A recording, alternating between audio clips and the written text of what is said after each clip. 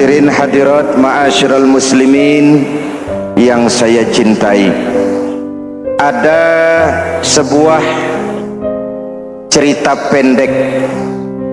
Seorang pengendara sepeda motor ditangkap oleh Pak Polisi, lalu diperiksa.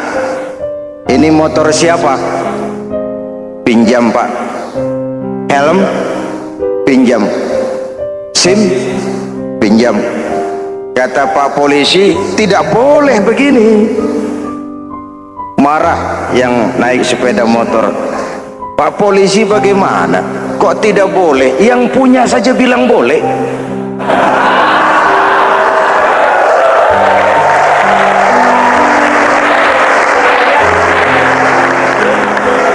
Cerita ini memberikan gambaran bagaimana masyarakat kita sekarang cenderung memboleh-bolehkan diri sendiri, melahirkan permissive society.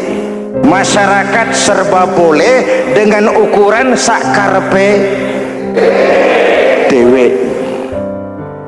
Itu sebabnya agama diturunkan. Dalam contoh yang indah, Rasul memberikan gambaran bahwa Islam ini bagaikan sebuah bangunan yang komponen pokoknya 5. Bunyal Islamu ala khamsin. Islam dibangun di atas 5 komponen pokok. Jadi kalau Islam ini ibarat bangunan, unsur penunjang pokoknya itu 5. Mari kita analogkan Islam dengan bangunan. Kalau saudara akan membangun rumah, sebelum pasang tiang, pasang genteng, pasang jendela, apa yang lebih dulu dibangun? Fondasi. Kalau Islam ibarat bangunan, fondasinya adalah syahadatu an la ilaha illallah wa anna muhammadar rasulullah. Ini fondasi. Jikalau kuat fondasi, aman bangunan. Jikalau rapuh fondasi, lentur dan luntur bangunan. Maka kuat atau tidak kuatnya bangunan Islam kita bergantung kepada keyakinan dasar tadi, fondasi. Saya bersaksi tidak ada Tuhan selain Allah, artinya saya tidak akan menyembah kecuali hanya kepada Allah. Orang yang benar fondasinya beres sujudnya. Kalau saya yakin tidak ada Tuhan selain Allah, saya tidak akan minta rezeki kecuali hanya kepada Allah. Orang yang benar fondasinya, giat bekerjanya, jauh dari tipu menipu, jauh dari renten, jauh dari riba, jauh dari korupsi, jauh dari judi. Keyakinan memberikan warna terhadap bentuk kepribadian. Kalau saya yakin tidak kepada Allah, saya tidak akan menggantungkan hidup kecuali hanya kepada Allah. Saya tidak akan minta tolong kecuali hanya kepada Allah. Meresap ke dalam jiwa. Untuk keyakinan seperti ini, orang-orang tua kita dahulu berlinang air mata, bersimbah darah, bahkan berkorban nyawa, melaksanakan hijrah untuk mempertahankan keyakinan. Ini intan paling mahal dan ini mutiara paling berharga. Zaman boleh berubah, tapi fondasi tidak boleh goyah. Masa boleh berganti, tapi fondasi jangan sampai mati. Karena iman kita hidup, untuk iman kita berjuang, dan dalam iman kita ingin kembali menghadap Allah Subhanahu. Masih ingat cerita tentang Bilal? Masih? Mengulang kaji saja. Bilal itu budak sahaya. Ketika masuk Islam, dipanggil oleh majikannya. Bilal, iya bos. Saya dengar kamu masuk Islam ya? Iya bos. Kok berani-beraninya kamu masuk Islam? Memangnya kamu budak siapa Bilal? Iya budak bos. Bos. Kamu kerja sama siapa? Sama bos. Bos. Yang gaji kamu siapa? Ya bos. Nah, kamu kan ngerti Bilal, kamu budak saya, kamu kerja dengan saya, yang gaji kamu saya, yang beri makan saya. Kenapa kok beraninya masuk Islam padahal kamu belum saya kasih izin? Bos boleh beli badan saya, tapi jangan mimpi bisa membeli jiwa saya. Tuhan boleh kuasai badan saya, tapi jangan mimpi bisa menguasai keyakinan saya. Saya memang benar Tuhan yang gaji, tapi kan saya digaji, saya kerja. Kerja itu kewajiban saya, gaji itu hak saya. Soal keyakinan jangan ikut campur, bos. Kurang ajar kamu Bilal. Biarin Bilal, begini saja, kalau kau mau meninggalkan keyakinanmu, meninggalkan Allah Tuhanmu, kau akan kami merdekakan. Tapi kalau kau tetap dalam keyakinanmu, kamu akan saya siksa sampai mati. Bagaimana? Jangan mimpi, bos. Lebih baik mati berkalang tanah daripada hidup bercermin bangkai. Biar saya gugur membela keyakinan daripada hidup jadi penjilat menjual akidah. Itu prinsip.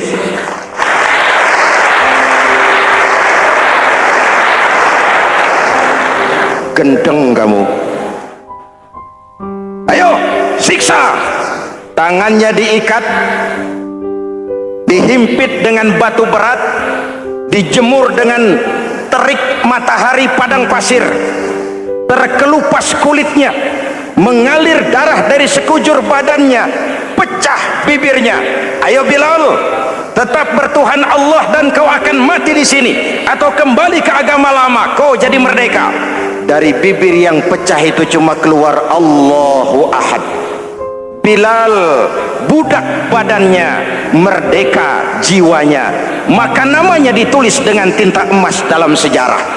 Kita zaman sekarang merdeka badan kita, tapi sering budak mental dan jiwa kita, maka sejarah tidak pernah mau mencatat kita.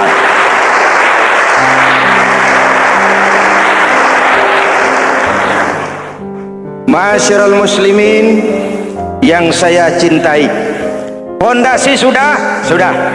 Lalu apa lagi? Mulai memancangkan tiang. Tiangnya 5. Ada tiang namanya zuhur, asar, maghrib, subuh, isya. Tetapi agar bangunan menjadi kuat, ada tiang-tiang tambahan namanya rawatib dan nawafil. Rawatib itu ba'diyah atau qobliyah, nawafil itu di luar itu. Agar bangunan menjadi kuat, dibentuk pribadi lewat sholat. Apa filsafatnya? Pertama, sholat itu simbol penyerahan total kepada Allah. Kita ini sudah kontrak. Innallaha astara minal mu'minina anfusahum wa amwalahum bi anna lahumul jannah. Allah telah membeli dari orang-orang mukmin diri mereka, harta mereka, bagi mereka adalah surga. Penjual kita orang beriman, pembeli Allah, dagangannya amwal dan anfus, harganya adalah surga. Jelas? Penyerahan total itu dimulai dengan takbiratul ihram. Shalli fardal isya, Allahu akbar. Arahkan mata ke tempat kita sujud. Jangan lupa, kalau sudah di atas, lupa dengan yang di bawah. Sudah jadi genteng, petatang peteteng di atas. Lalu bilang, merasa capek sendiri, kata genteng kepada tiang. Tiang, kamu sih enak, kata genteng. Saya setengah mati di atas. Kehujanan, kepanasan, kadang-kadang anak-anak nakal saya disambitin. Kata tiang, saudara genteng, ngomong jangan sembarangan ya. Kamu kira kamu bisa nongkrong dan nangkring di atas, itu gara-gara siapa genteng? Kan saya yang sokong dari bawah. Kamu jadi pejabat tinggi, jadi anggota ini, anggota itu, kami rakyat yang angkat. Jangan sudah di atas kami ditekan. Jangan agama dijadikan topeng untuk kepentingan pribadi. berpolitik untuk kepentingan agama, ayo, tapi menjual agama untuk kepentingan politik, itu yang merusak agama.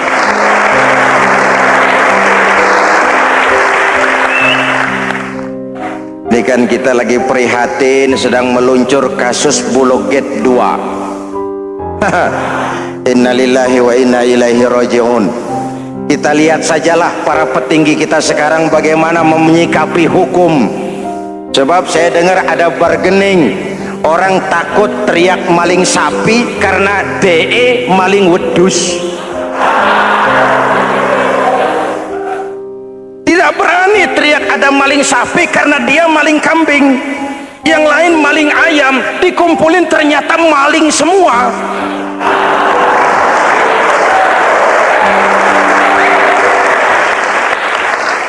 Hadirin yang saya hormati, ini melukai rasa keadilan. Oleh karena itu sholat mengajarkan kepada kita dalam posisi berdiri, lihat tempat sujudmu, jangan menteleng terus ke atas lalu lupa dari mana kita berangkat. Itulah maknanya tawadhu, rendah hati, tidak melonjak angku dan sombong. Ada sebuah hadis Rasulullah bersabda, "Idza aradallahu biqaumin khairan," apabila Allah menginginkan kebaikan kepada satu bangsa, apabila Allah menginginkan kebaikan kepada satu kelompok rakyat, walla alaihim khulama'uhum, maka yang naik jadi pemimpin adalah orang-orang yang santun, orang-orang yang lemah lembut, bukan orang yang menggunakan kekerasan dan tiran, sedikit-sedikit main pecat. Itu terlambat lahir. Mestinya lahir di zaman Hitler, mestinya lahir di zaman Benito Mussolini, atau kalau mau lebih klasik lagi di zaman Fir'aun. Kalau Allah menginginkan kebaikan kepada satu masyarakat, satu bangsa, satu negara, naiklah orang-orang yang santun, yang ngayomi, yang menjadi solusi dan jalan keluar untuk kepentingan rakyatnya, mampu memberikan keteladanan. Saya tertarik dengan pidato Presiden Cina pada saat dilantik. Cina, Presiden Cina pasti tidak tahu Pancasila, pasti tidak kenal Islam, tapi pidato pelantikannya, berikan saya 100 peti mati, yang 99 akan saya pakai buat koruptor, yang satu akan saya pakai sendiri kalau kamu lihat saya tidak benar. Luar biasa. Yang diperlukan sekarang ini keteladanan, khulama'uhum, sikap ngayomi, mencari jalan keluar, bukan memamerkan kekuasaan, memamerkan kekuatan, arogansi, menghormati perbedaan. Itu ciri demokrasi. Lalu wa qada bainahum ulama'uhum, yang memutuskan hukum adalah pakarnya, ulamanya, mengambil keputusan secara profesional sehingga rakyat beroleh apa yang namanya kepastian hukum, merasa hidup terlindungi, aman dan nyaman. Lalu yang ketiga,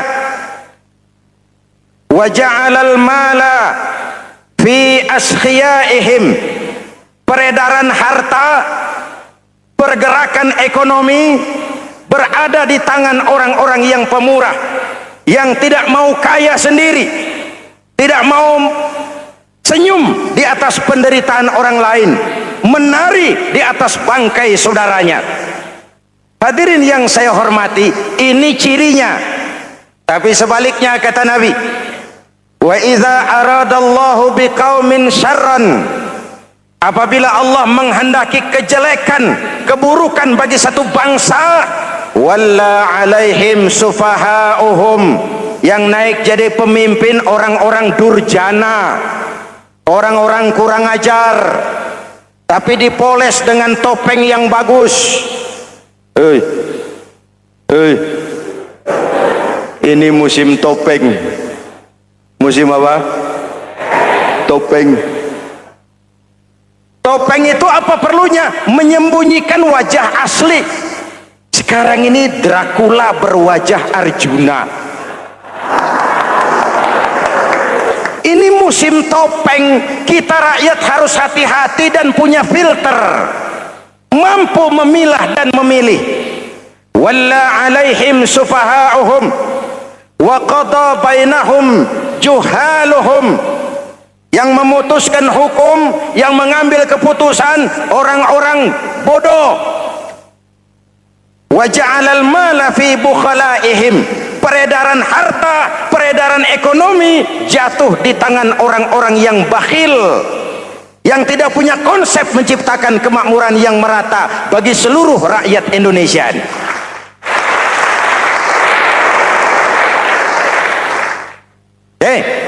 Kita kembali kepada tiang. Ini kan lagi cerita tiang tadi ya. Kalau sedang berdiri, lihat tempat sujud, jangan menteleng terus ke atas. Terserang penyakit tamak bin rakus alias serakah. Nah, selesai. Anggota badan yang paling terhormat ini kepala. Ketika sujud, sama rendahnya dengan telapak kaki. Allahu Akbar, yang besar cuma Allah. Apa bedanya saya dengan saudara? Tidak ada, kecuali saya ngomong saudara dengerin.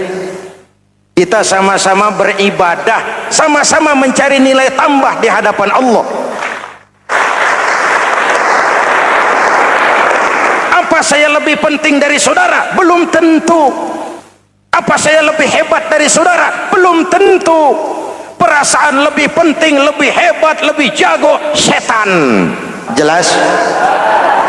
Ayo tundukkan kepala. Dia sama rendahnya dengan telapak kaki kita. Yang besar cuma Allah. Allahu Akbar. Lalu diakhiri dengan menebarkan salam. Assalamualaikum warahmatullah. Assalamualaikum warahmatullah. Menebarkan salam, mewujudkan rasa aman, damai, bukan menimbulkan keresahan. Hadirin yang saya hormati, ini karakteristik kita. Selesai sholat, kembali ke masyarakat, ajaran salam diterjemahkan. Apa? Rasulullah sallallahu alaihi wasallam bersabda, "Ufsus salam, wasilul arham, wa at'imut ta'am, wa sallu bil laili wan nasu niyam, tadkhulul jannata bisalam." Pertama, ufsus salam, tebarkan salam.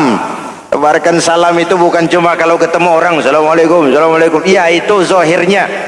Tetapi hidup di tengah masyarakat memberikan rasa aman, rasa damai, menjadi pengayom bagi lingkungan, menjadi rahmah bagi semesta.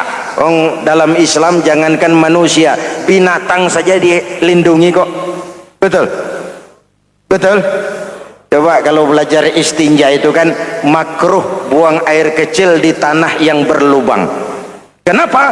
Pertama, melindungi binatang yang ada dalam lubang. Siapa tahu di lubang yang saudara kencingi ada semut sedang rapat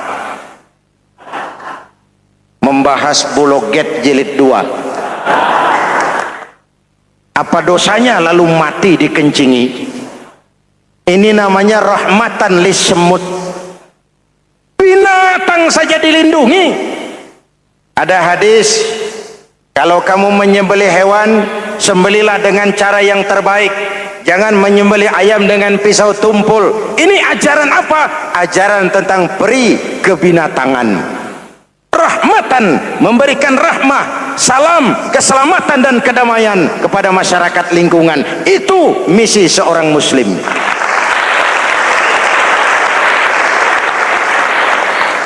Hadirin hadirat ma'asyiral muslimin yang saya cintai, saya kembali kepada pesan Nabi tadi itu. Pertama, ufsus salam, sebarkan salam.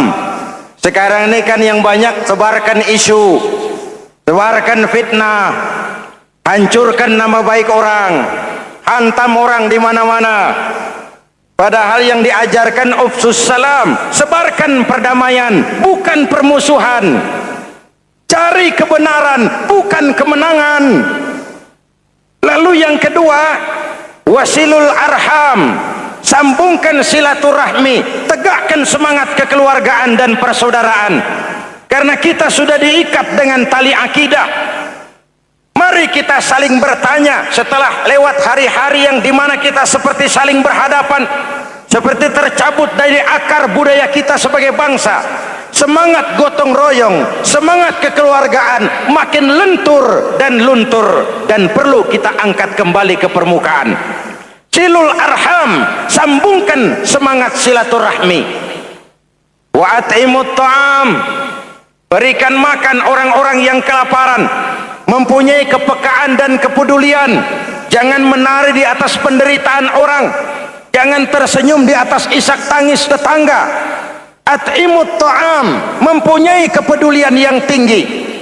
Wasallu bil laili wan nasu niyam, bangunlah di keheningan malam ketika orang sedang tidur. Istilah saya, kalau mau telepon Allah, jangan lupa nomor teleponnya, 44342, jumlahnya 17. Zuhur, asar, maghrib, isya, subuh, 44342. Jangan ragu-ragu, kalau angka cukup telepon sambung, kalau angka kurang hati-hati salah sambung. Pak, mau sambung yang lebih cepat bagaimana? Bisa, selain nomor itu coba pakai sambungan langsung jarak jauh, namanya SLJJ. Kapan? Tengah malam. Kenapa tengah malam? Lebih murah. Lebih murah. Saluran kosong, telepon jarang yang pakai, orang banyak tidur. Wa minal laili fatahajjad bihi nafilatan lak asa ayyab'atsaka rabbuka maqaman mahmuda. Nun, di keheningan malam bangun. Seperti bapak-bapak, ibu-ibu sering bangun tengah malam ya Bu?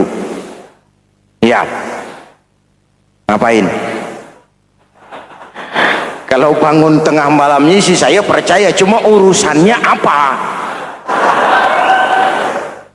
Kira bangun tengah malam mau tahajud, malaikat sudah mau nulis, cuma buang air kecil, tidur lagi. Hampir salah tulis saya.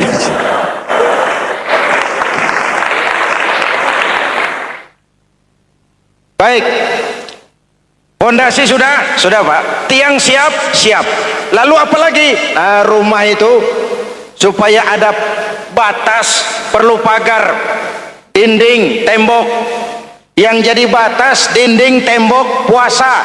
Asyamu junnatun, puasa adalah dinding, benteng yang menyelamatkan manusia jangan sampai menyentuh wilayah lain. Ada batas-batas dan norma yang diindahkan. Selesai, tembok, dinding, selesai, pagar, selesai. Lah rumah itu supaya bersih kan harus ada kamar mandi, jendela, pintu yang fungsinya membersihkan. Zakat, kalau dia zakatul mal, dia bersihkan harta kita. Kalau dia zakatul fitrah, dia bersihkan jiwa kita. Kalau dia zakatul tijarah, dia bersihkan bisnis kita. Kalau dia zakatul ma'adin, dia bersihkan barang tambang kita. Karena itu dalam kitab-kitab fikih dikatakan zakat itu adalah harta yang tu'khazu min aghniyaihim wa turaddu ila fuqaraihim. Diambil dari yang kaya, diserahkan kepada yang miskin. Diambil, bukan diminta loh kalimatnya, diambil. Kenapa? Itu bukan milikmu, itu miliknya yatim, itu miliknya jompo, itu miliknya ibnu sabil, itu miliknya mujahidin, itu miliknya orang-orang tidak mampu, bukan milikmu lagi. Itu yang namanya zakat. Nah, kita bersyukur pemerintah belum lama menggalakkan lagi ZIS ini, zakat, infak, dan sodakoh.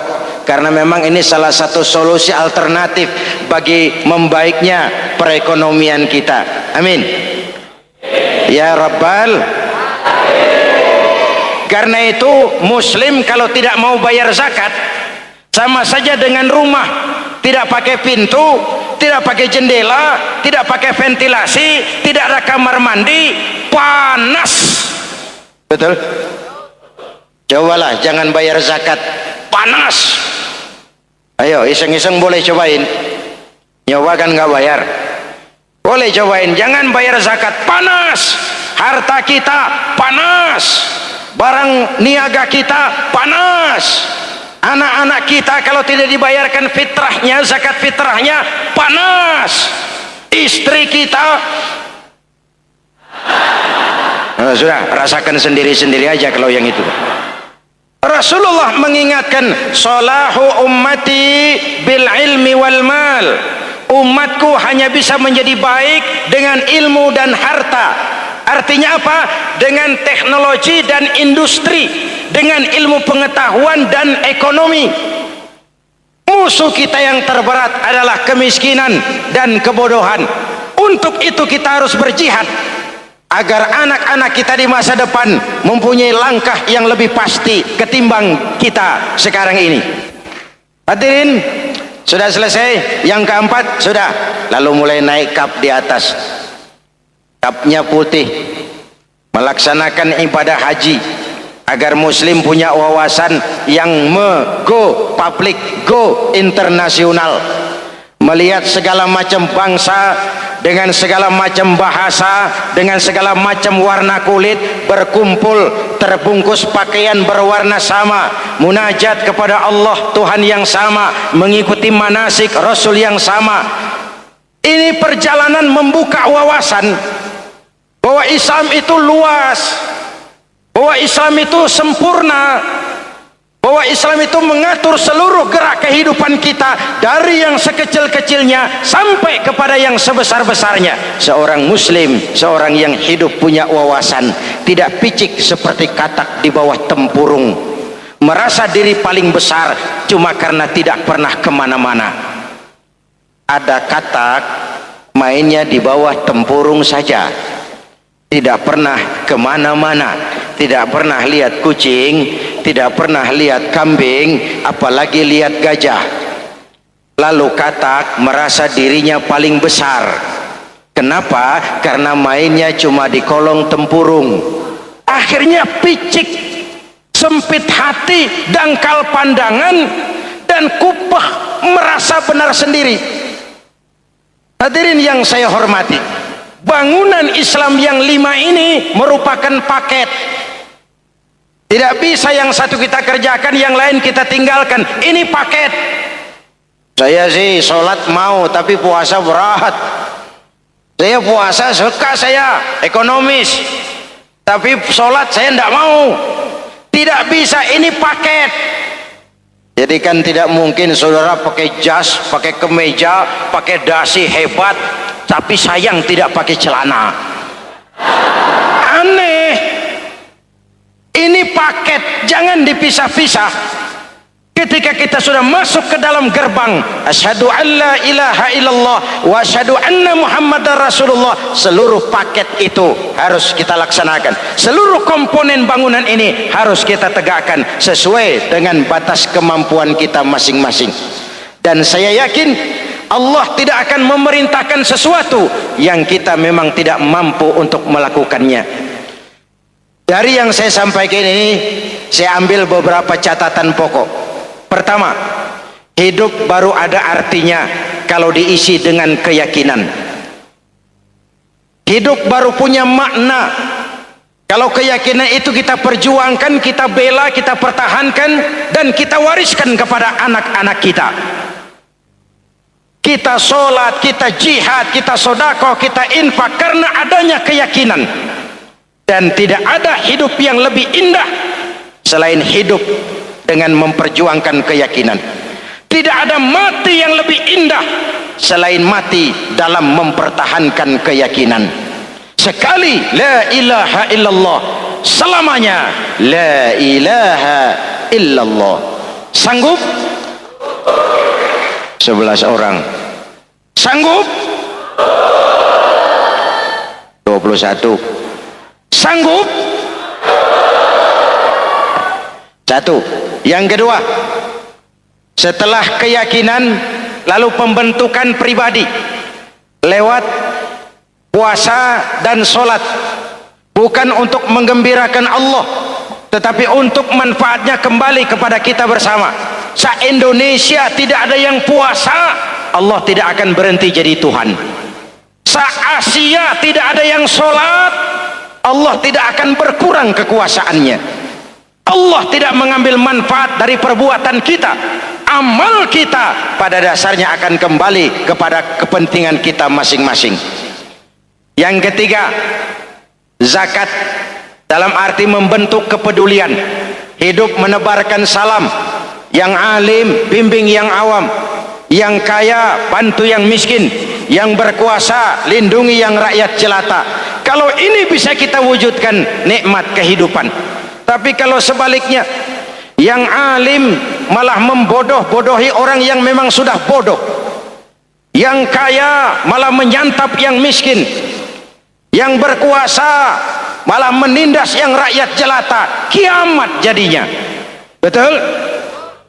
Ayo kita tingkatkan persatuan, kesatuan, kerukunan agar kita sebagai bangsa kokoh. Hanya jikalau kita bersatu, maka kesulitan-kesulitan sebesar apapun insya Allah akan dapat kita atasi. Tapi kalau sampai kita terkoyak dan terpecah belah, maka kesulitan yang sedikit pun akan menjadi semakin besar adanya. Hadirin, saya mengajak kita semua membaca minas su'ada'il maqbulin wa la taj'alna minal ashqiya'il mardudin. Rabbana zalamna anfusana wa illam taghfir lana wa tarhamna lanakunanna minal khasirin. Allahumma aslih man fi salahihi salahul muslimin, Allahumma ahlik man fi halakihi salahul muslimin. Allahumma a'izzal islam wal muslimin wansur man nasaraddin wakhzul man khazalal muslimin.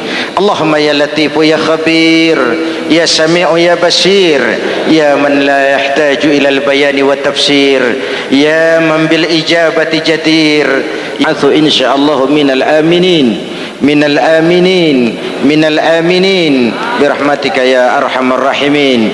Wa da'wahum fiha Allahumma wa tahiyyatuhum fiha salam. Akhiru da'wana anil hamdulillahi rabbil alamin. Wassalamu alaikum warahmatullahi wabarakatuh.